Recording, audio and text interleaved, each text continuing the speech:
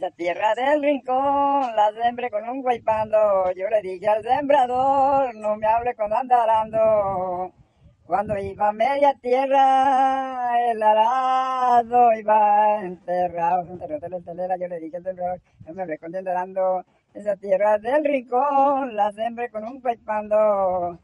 Cuando llegué a mi casita, me decía mi prenda amada, un tema que le tocó, le respondí yo muy triste, el patrón se lo llevó, pero me dijo el patrón que contara con la tierra, ahora voy a trabajar para seguir abonando 5 pesos 10 centavos, pero los que salga restando, me decía mi prenda amada, los hermanos se están robando.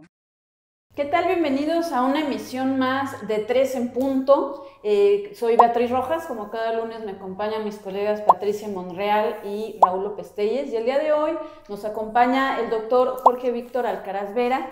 Él es doctor en ciencias con especialización en finanzas, es profesor investigador del Instituto de Investigaciones Económicas y Empresariales de la Universidad Michoacana de San Nicolás de Hidalgo, es miembro del Sistema Nacional de Investigadores, es miembro también del Cuerpo Académico de Políticas Públicas y Negocios Internacionales, ahí en el ININE, y pues ha estudiado, entre otras cosas, las políticas que tienen que ver con desarrollo regional, con política agraria, políticas públicas, tecnologización en el campo y pues otras materias, porque pues son varios años unos cuantos años de carrera, unas cuantas investigaciones.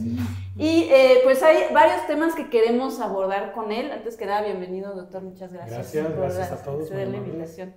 Y pues antes de entrar en materia, quiero hacer una breve como acotación, porque, bueno, en primera pareciera que ya se nos olvidó un poquito lo que estaba pasando antes del asesinato de Carlos Manso, cuando las carreteras estaban saturadas por manifestaciones de productores principalmente de granos, que piden que se fije un precio de garantía mayor al que se está dando y entre otras cosas piden también que vuelvan programas que ya no están, que eliminó el gobierno federal, el gobierno de López Obrador. Quieren que vuelva a haber una financiera dedicada al campo, una banca de desarrollo que tampoco hay ya.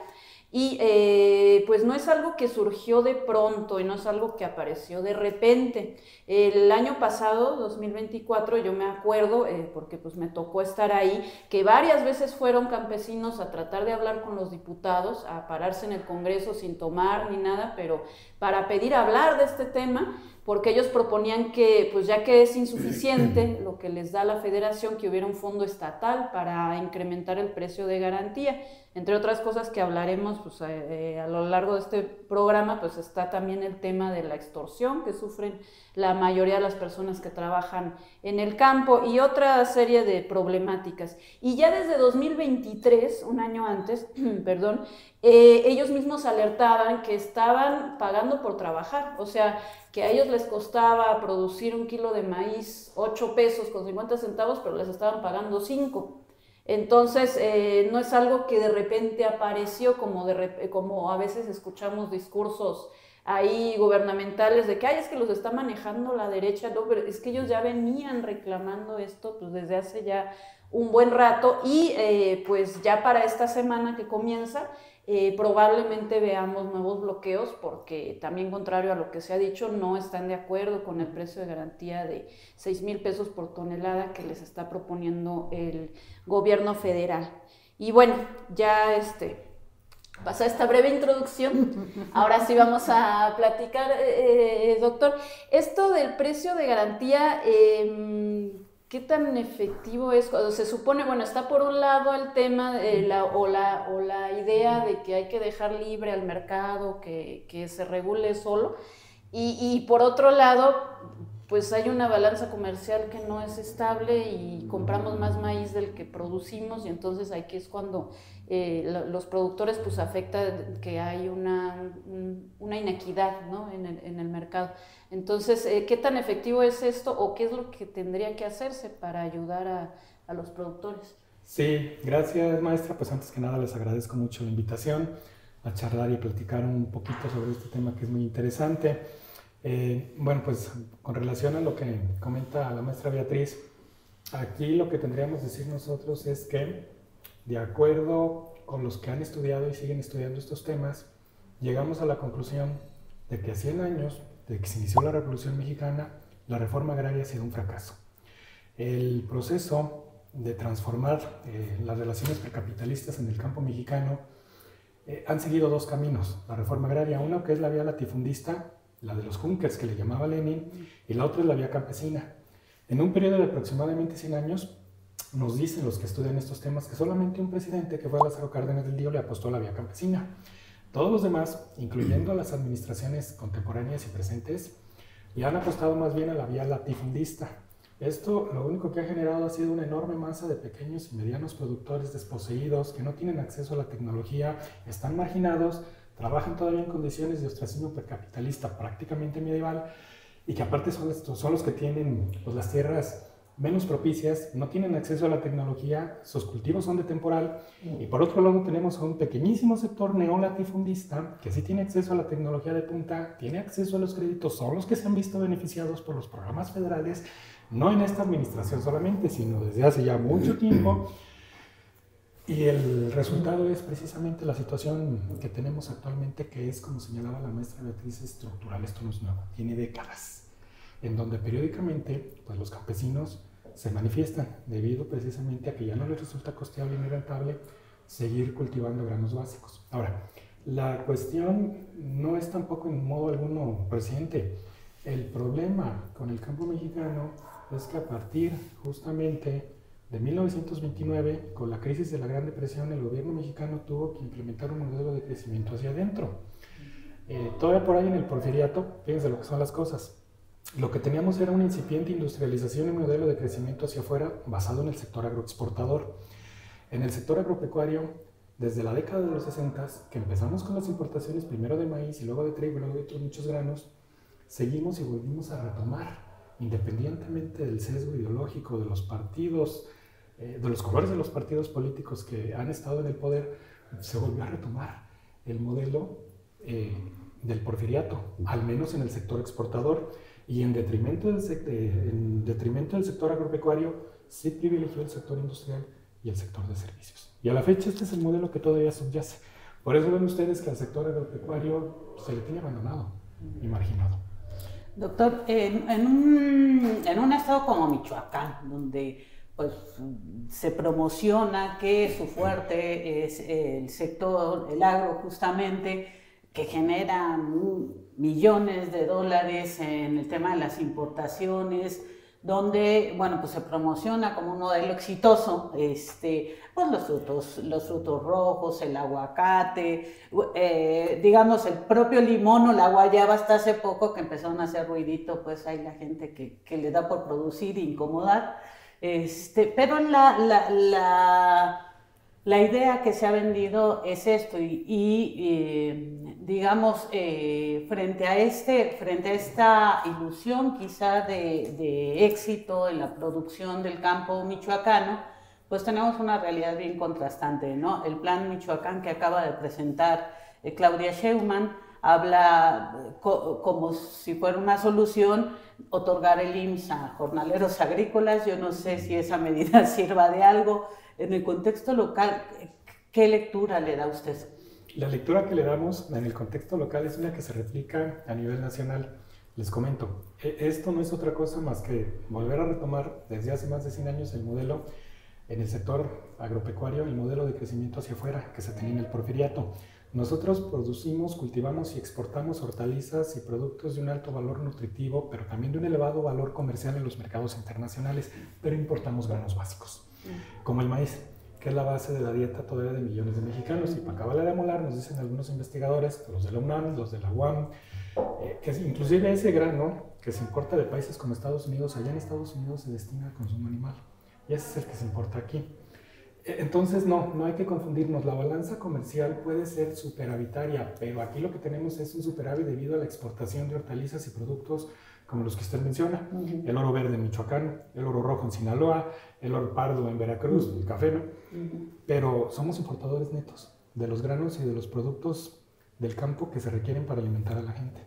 De ahí es en donde el gobierno, bueno, habla de ejes estratégicos como la famosa soberanía alimentaria. pero a nivel estatal, local y regional, como a nivel nacional, pues si no cambiamos ese modelo que traemos desde el porfiriato, pues difícilmente, independientemente de quien diga lo que digan, se va a poder revertir esta situación, ¿eh? Una de las demandas que plantearon los productores agrícolas en esta última movilización por los precios de garantía fue la revisión en el marco del TEMEC acerca de los granos. ¿La posición ha sido desde entrada, desde el TLC, de desventaja para México en ese sentido? Sí, fíjense que aquí también es muy interesante comentar que México, como un país capitalista dependiente y atrasado, no tiene ni ha tenido realmente la posibilidad de establecer una política pública que aliente la soberanía alimentaria. ¿Esto por qué? Porque todos los países que son potencias agropecuarias, veamos el caso de Francia, la principal potencia agropecuaria de Europa, tienen esquemas de subsidios, de proteccionismo y de mercado cerrado a los productores agrícolas y pecuarios que ellos consideran importantes, estratégicos, que se deben de proteger. La famosa apertura que se ha mencionado y que hemos tenido aquí en México desde 1994 ha sido irracional, poco selectiva, no orientada, y eso es lo que no hacen los países que son actualmente desarrollados. Las recetas que nos vienen a aplicar a nosotros, ellos nunca las han hecho. Siguen teniendo sectores cerrados, protegidos. Estados Unidos es un ejemplo y Canadá también, donde sí manejan esquemas de subsidios y de apoyos a sus productores en el sector primario, pero pues nosotros aquí hemos hecho lo que nos han dicho. Y bueno, con estas reflexiones, con este análisis inicial, vamos a nuestra primera pausa en este programa de 3 en punto. Los invitamos a continuar con nosotros. La tierra del rincón la sembré con un guaypando, yo le dije al sembrador, no me hable con andarando. Cuando iba a media tierra, el arado iba enterrado, yo le dije al sembrador, no me hable con andarando. Esa tierra del rincón la sembré con un guaypando.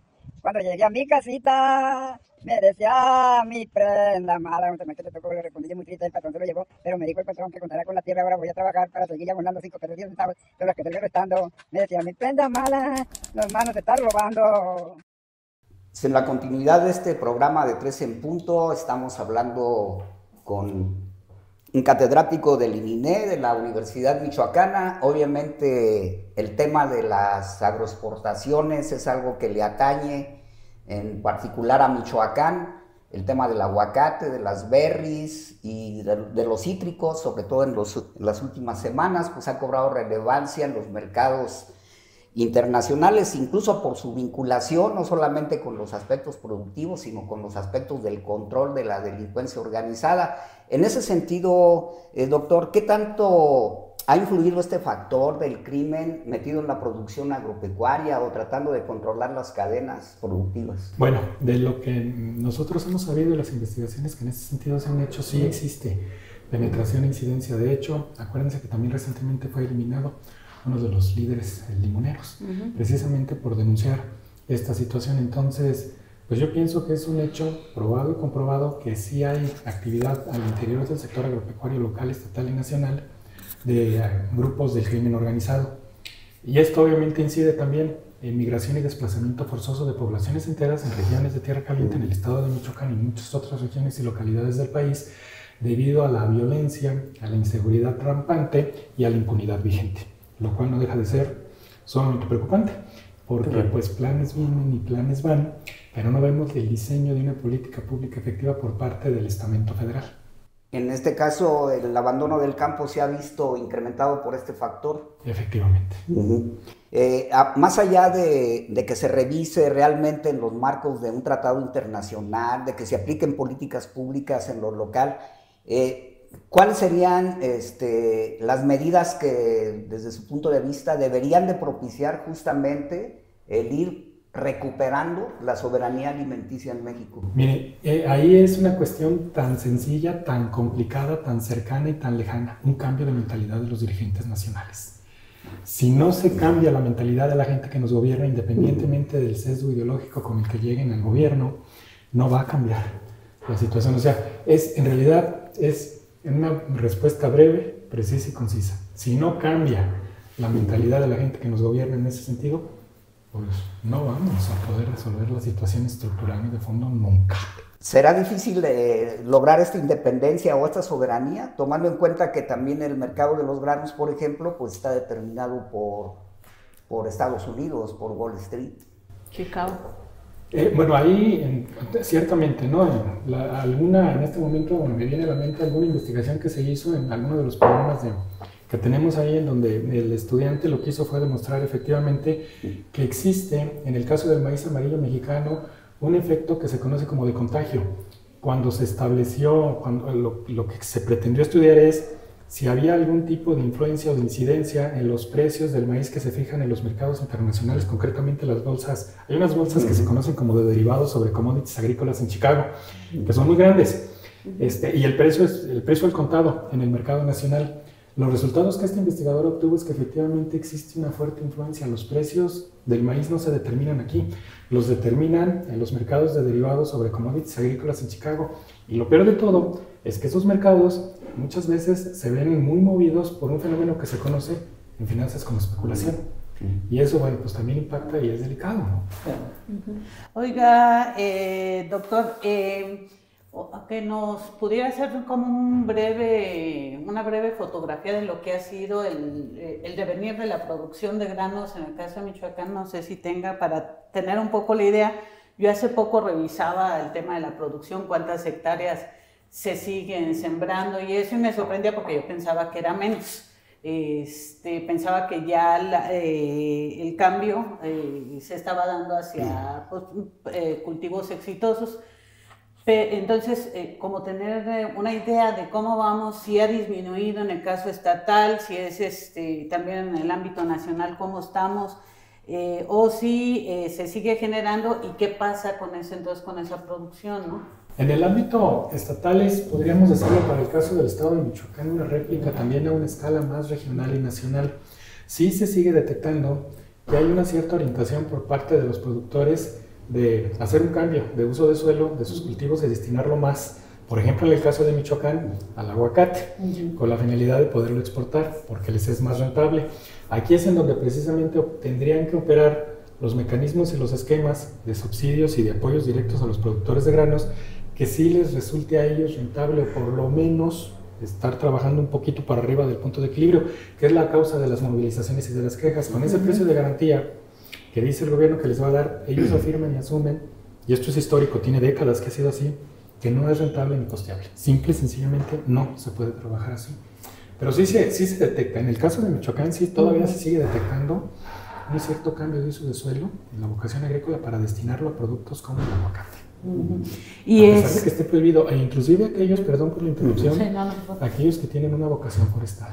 Y eso también se traduce en la deforestación, en el ecocidio y en la destrucción de los bosques que le quedan al estado de Michoacán para destinarlos al cultivo de productos pues, con mucho valor en el mercado internacional y hacia la exportación. En el caso concreto de nuestro estado, pues el aguacate.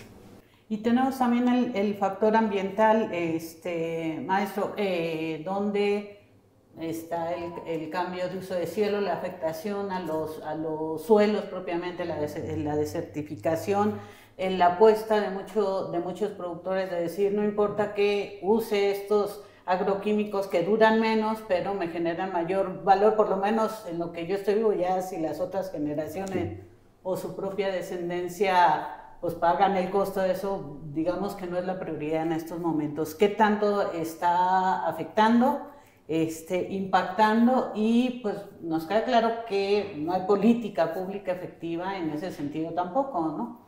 Aproximadamente en los últimos 30 años, la propia Comisión Nacional Forestal reconoce que se han desertificado, se han erosionado y se han talado aproximadamente 16 millones de hectáreas de las selvas y de los bosques que todavía quedan en el país, y mucho de ello está concentrado en los estados del sureste, que son justamente los que concentran la mayor riqueza forestal de ese recurso, para destinarlos a cultivos con una alta vocación de exportación comercial. En el caso, por ejemplo, del estado de Chiapas, pues es el caso del café, un commodity agrícola que tiene mucha volatilidad y sin embargo es producido por países atrasados, pobres y subdesarrollados, Colombia, México, Brasil, Vietnam, pero es consumido por países con un altísimo poder adquisitivo en naciones desarrolladas. El principal consumidor, de hecho, es Estados Unidos, seguido muy de cerca por la Unión Europea.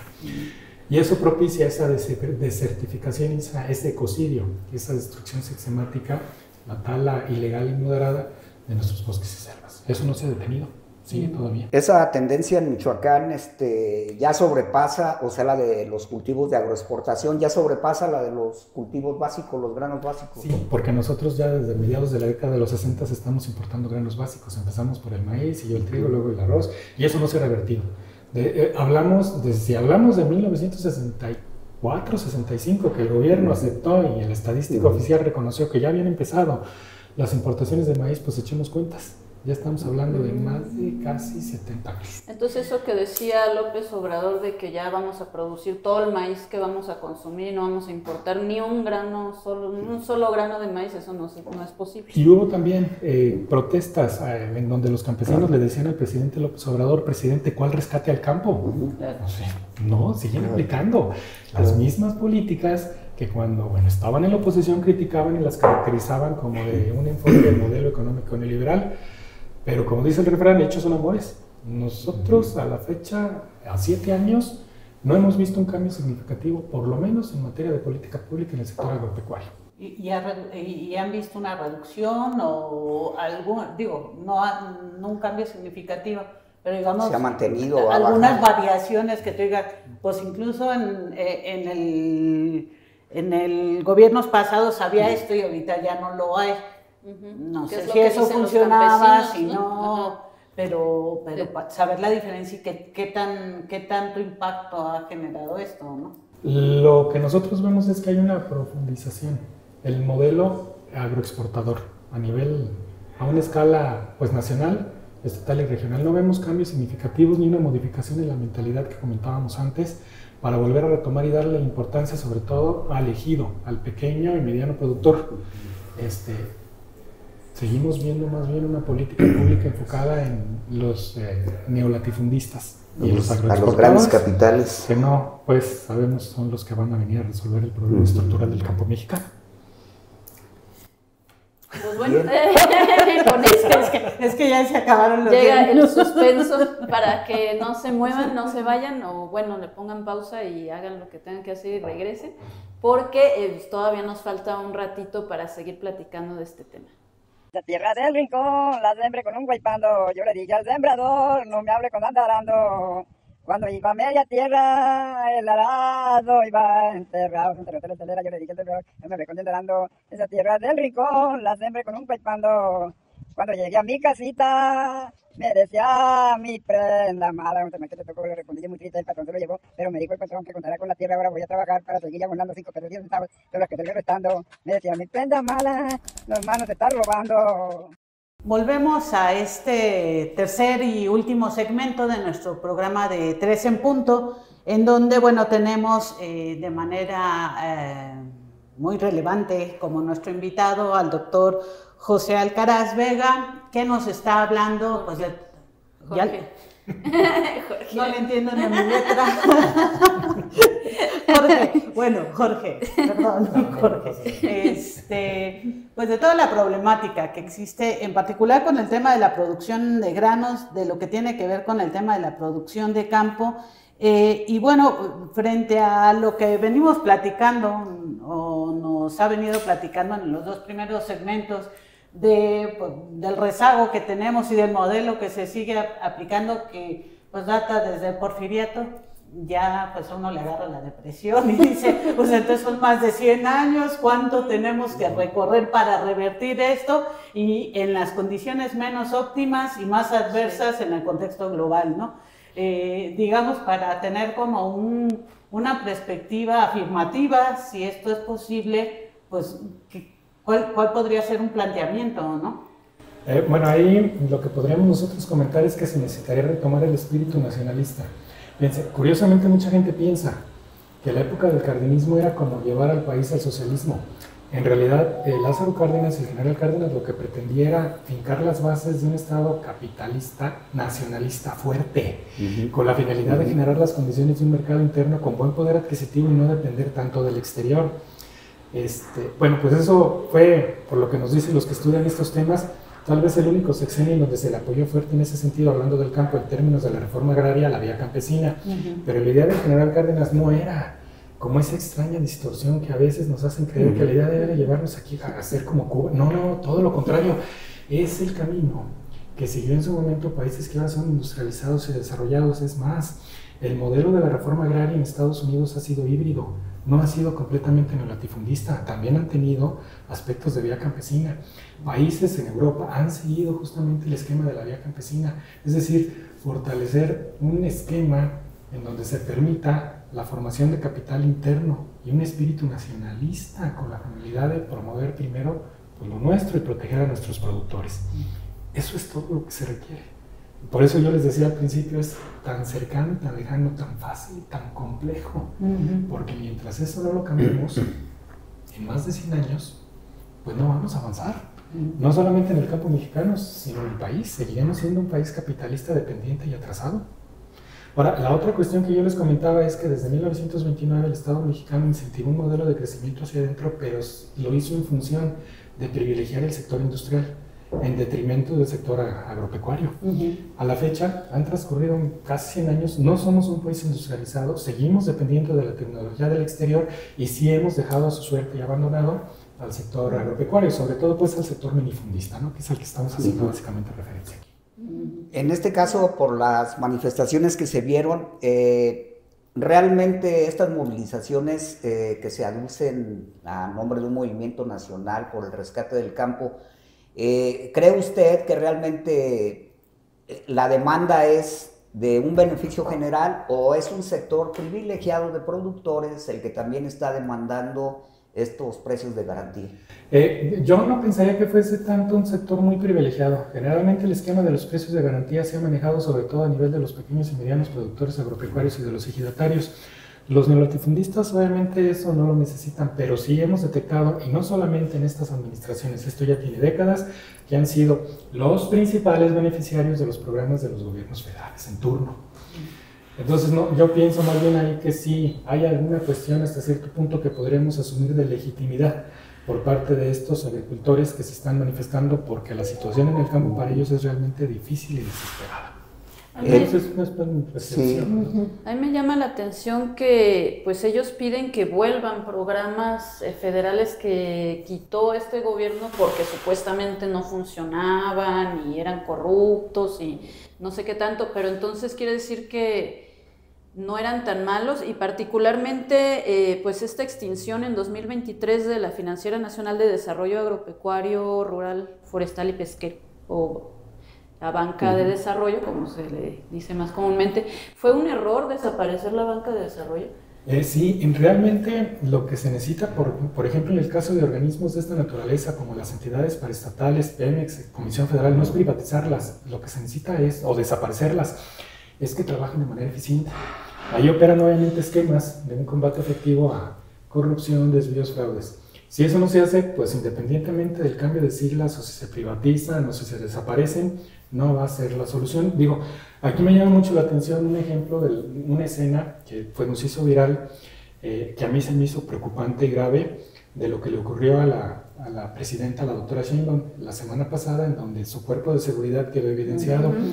Y sin embargo, la presidenta lo justificó diciendo que el Estado Mayor Presidencial tenía en el pasado muchísimos integrantes y era muy oneroso, que ahora con un número mucho más reducido, la estructura le llaman ayudantía presidencial, pues resultaba más efectivo, pero por ¿cuál efectivo? Eso no se vio. No, pues claro, es ineficiente. Muchas mujeres en las redes sociales se manifestaron y dijeron, si eso le pasa a ella, claro, ¿qué nos espera a los Pues demás? O sea, si así es la manera en la que cuidan a la presidenta, ¿qué nos pasa? Pues ahora ya entiende lo que pasó desafortunadamente con el joven edil recientemente asesinado en la ciudad de Uruapan con no sé qué cantidad de escoltas, pero pues igual lo asesinaron. Porque si esta persona que se acercó de una manera aparte muy incorrecta a tener un contacto físico con la presidenta de México viniera armado, aquí estaríamos hablando de una situación muy diferente. Claro. Pero oiga, no doctor, y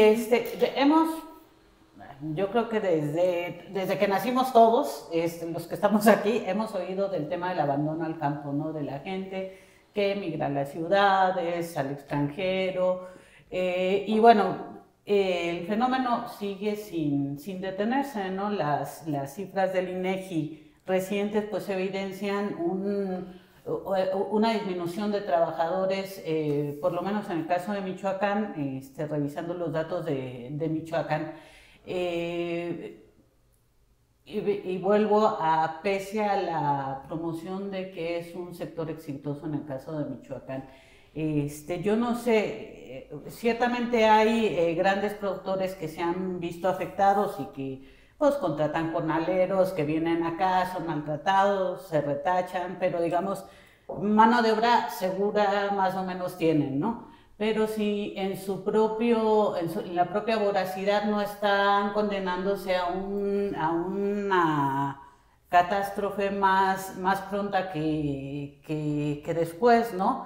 El tema de la afectación, de lo que ya hablamos, de las afectaciones al suelo, al territorio, pues esto, la propia salida de la gente del campo, el tema de la inseguridad. Digo, no es flor de un día el éxito del campo, pero pues a nivel de tiempo y de lo relativo que es el tiempo, pues sí podría ser flor de un día lo que se están viviendo ahorita estos que están gozando de esta prosperidad y que muchos están padeciendo, ¿no? ¿Qué tanto es eso? O sea, una ilusión, una ficción que se va a acabar en el corto plazo. Sí, la verdad es que nosotros pensamos que si todas las cosas siguen así, en aproximadamente 15 años, la situación agroalimentaria en México se va a volver simple y sencillamente insostenible. La cuestión que usted menciona, pues es igualmente, ¿no? Aquí, pues tendríamos también que señalar que es una responsabilidad, en este caso del Estado mexicano como ente regulador, para controlar la voracidad de los neolatifundistas o de los capitalistas que históricamente se han venido beneficiando de esto. De lo contrario, efectivamente puede reventar. Y esta es una cuestión que en su momento ya señalaba Carlos Marx. El capitalismo en sus entrañas contiene la raíz desde su propia destrucción si no se le contiene. Esa también, pues hay que decirlo, es una realidad, ¿no? Amén de que obviamente experimentos como los que proponía Carlos Marx hemos visto que históricamente también demostraron ser un total fracaso. Nosotros no proponemos, ¿no?, regresar al pasado, ¿no? No, lo que propondríamos es volver a revisar y adaptar a la actualidad esquemas como los que históricamente gobernantes, como este que les menciono, Cárdenas del general Lázaro Cárdenas, sí proponían. Igual pues, no funcionó, cometió errores, finalmente elegido no dio resultados, pero esa es la visión que tenía él, y esa visión en otros países se ha dado resultados. Hay un dato muy interesante con el que concluyo yo esta parte, que hay un país que vino a copiarnos el modelo del ejido. Es un país de Medio Oriente, desértico, chiquito, pequeño, y a ellos sí les funcionó. Ellos no le llamaron ejido, le llamaron kibutz, y a ellos sí les ha funcionado, y el país se llama Israel. Y es una potencia agropecuaria de primer orden. Y los investigadores de su país reconocen que en 1948, cuando se creó el Estado de Israel, lo primero que hicieron fue mandar misiones de técnicos especialistas, y uno de los países a los que vinieron fue a México a estudiar el fenómeno del ejido. Y lo copiaron. Y a ellos sí les funcionó. A nosotros no. ¿Cómo explicamos pues una cosa como esta? Israel, ¿sí lo ven? O sea. En realidad es un problema, como dice, cercano y lejano, o complejo y fácil, ¿no? Pero obviamente que, pues con lo que está diciendo, estamos casi que en el umbral de la extinción del campesino en México. ¿Qué medidas podrían en un momento dado, pues no sé, propiciar la participación de la academia, que casi nunca hacen caso, o de las mismas organizaciones campesinas, como también lo demandaron en este último movimiento? Pero sí se requiere de un diagnóstico y sobre todo de acciones. ¿De dónde deberían de venir este diagnóstico y estas acciones? De una política pública que merezca ese nombre, no de una política gubernamental. Lo que hemos tenido hasta la fecha ha sido un accionar unilateral muchas veces por parte de los gobernantes, en donde el consensuar o tomar el punto de vista o la opinión de los actores que se consideran relevantes en el fenómeno es simplemente para legitimar lo que ellos ya de todas maneras tenían. O sea, es una simulación, pues. Exactamente. Sí. Y la otra cosa, una vez más, miren, tan fácil, tan sencillo, puede parecer una apreciación simplista, pero necesitamos tener gente que ame a su país. A mí me da mucha tristeza ver que tenemos una clase política y gobernante que no quiere México, no ama a su país. Y esto igual, ellos nos pueden replicar que es una situación generalizada, pues por ahí entonces tendríamos también que instrumentalizar el cambio a todos. ¿Por qué no? O sea, simple y sencillamente no. No quieren a su país, no queremos a nuestro país. Lo decimos de dientes para afuera y somos buenos, ¿no? Patrioteros y nacionalistas en septiembre, o los partidos de fútbol. Pero las cosas importantes, no estamos demostrando. Eso sí es lo que demostraron los Los de Israel, los Sí, claro. japoneses, los alemanes, los japoneses, ¿cómo Claro. terminaron después de la Segunda Guerra Mundial? Hechos pedazos, hechos tierra. Pues los japoneses y los alemanes, como un solo hombre, una sola mujer, se levantaron y lo que los movía era el amor a su patria, el amor a su pueblo. Claro. Y ahora vean dónde está Japón, dónde está Así Alemania. es. Y nosotros aquí, nada, ¿no? Doctor, ¿hay alguna estimación así en términos muy generales respecto a el porcentaje de abandono del campo en México en términos productivos? En términos productivos, el 90% de las mejores tierras están en manos de los latifundistas. Todavía a la fecha existen aproximadamente 7 millones de campesinos que reclaman tierras desde el sexenio, dicen investigadores de la UNAM y de la UAM, del sexenio de José López Portillo. Esto es, existen desde el sexenio de López Portillo resoluciones presidenciales sin ejecutar y sin cumplir. Hay 7 millones de campesinos que a la fecha todavía demandan tierras. La revolución sigue debiendo. Total, no, la revolución sí se puede, si nosotros entendemos la revolución como reforma agraria, la conclusión es la que señalábamos en el primer tramo de esta charla, ha sido un rotundo y total fracaso en México. Bueno, Pues y con viva, este, con No este se bonito preocupen, ya viene el plan Michoacán. con esta bonita reflexión finalizamos este programa de 3 en punto. Obviamente, pues muchísimo más que decir. El tiempo es limitado, pero esto no significa que no seguiremos platicando del asunto. Y agradecerle, doctor Jorge Alcaraz, pues su presencia aquí, pues obviamente viene a abonar muchísimo, a dar claridad. Y pues muchas gracias por la presencia aquí el día de hoy. No, al contrario, les agradezco a todos la invitación, la charla, la comunicación y la reflexión. Quedo muy contento. Y bueno, a ustedes invitarlos a que nos continúen viendo cada lunes. Los invitamos a que consulten nuestras redes sociales. Estamos en YouTube, en X, en TikTok, en Instagram Facebook. también, en Spotify y pues obviamente nuestro portal web. Cualquier comentario siempre es bienvenido, cualquier sugerencia igualmente, y los esperamos el próximo lunes.